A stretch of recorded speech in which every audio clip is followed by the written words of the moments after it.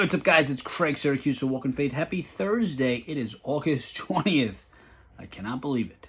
Seek God's direction.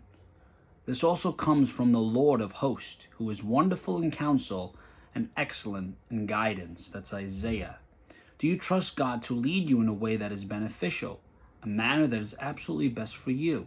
If you're like a lot of believers, you say you do, but your actions may tell a different story. I can attest to this. Often we may say we believe the Lord is all wise and knows what is best for us, but then we look for advice from people around us. Our pride, our refusal to be open to His plan can bring misery and regret. My friend, listen, only one person has absolute knowledge, and that is the Lord, and He has promised to provide all the guidance you need. You can worry, fret, and fume about an issue that God has already dealt with and continue to be miserable. But if you will set your heart to trust Him, He will help you obey Him each and every time. He will guide you step by step, even when you don't see His omnipotent hand. Lord, the next time I start to turn to friends for direction, stop me.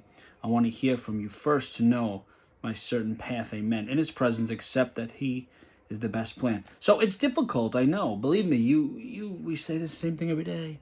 Discern His voice, know the plan, His plan according to His will. You go after it, a week, a month, a year goes by, you don't see any progress, you question, you say, God, is this really what you called me to do? Is this your direction?